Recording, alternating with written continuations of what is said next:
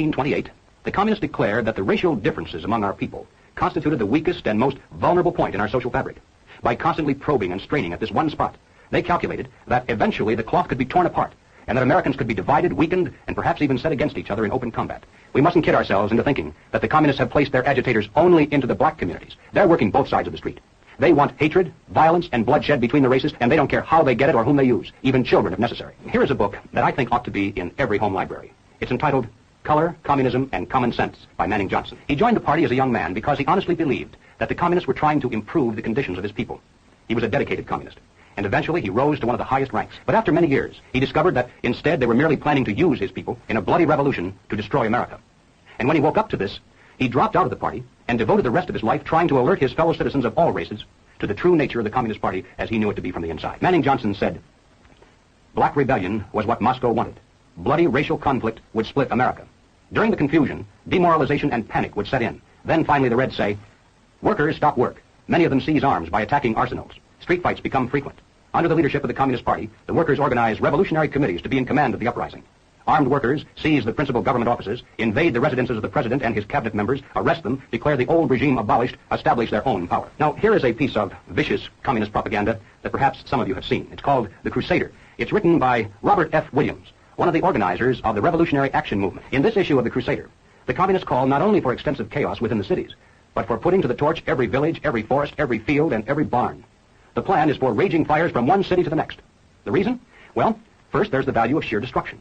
Secondly, it would force us to deploy our defenses and rescue units over the widest possible area. The communists point out that as long as our police and National Guard remain concentrated, they're invincible. But if they can be forced to spread out over the entire city and into the countryside as well, then they can be picked off from ambush one by one. And the third value of massive fire to the communists is psychological.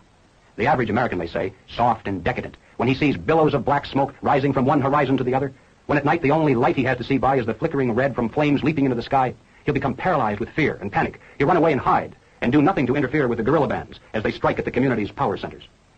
The Crusader explains how to set up sniper units in crowded metropolitan areas, how to manufacture jumbo Molotov cocktails, the gallon jug size, and how to mix the gasoline with certain ingredients to make it burn like napalm, how to pour gasoline into utility manholes in the streets to set fire to the main telephone cables, how to put sulfur tips from matches into air conditioning units and blow up large buildings, how to ignite gas mains and oil storage tanks.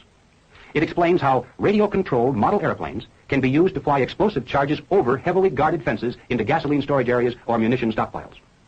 It even calls for infiltration into the National Guard units, revolutionaries posing as non-militants for the purpose of getting free military training and for gaining access to critical military supplies and heavy weapons. And then, finally, Robert Williams says this: "Any all-out minority revolution must create a state of crisis wherein almost all of the male population would be forced to remain in their homes to protect their property and families. The middle class is very large, but it is not accustomed to deprivation and terror. Because of its affluence, it has waxed soft. It has no stomach for massive fire, blood, and violence. The motive force behind its life drive is its endless pursuit of prestige, conspicuous consumption, and sensual pleasure. A few years of violent, sporadic, and highly destructive uprisings will set the stage for the grand finale. After the stage is properly set through protracted struggle, America could be brought to her knees in 90 days of highly organized, fierce fighting, sabotage, and massive firestorm." Ladies and gentlemen, the plans and preparations for a communist revolution of force and violence are far advanced.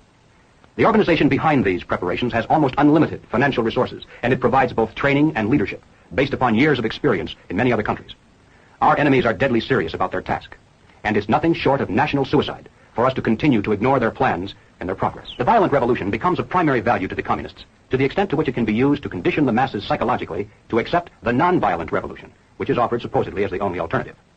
Hoping to avoid further violence and bloodshed, the public is to be pressured into accepting measures that will move the country gradually and legally toward communism, but without calling it that. The strategy of the proletarian revolution calls for the quiet conversion of our government into a communist regime, but under the banner of socialism. Well, what is socialism? All right, let's define it.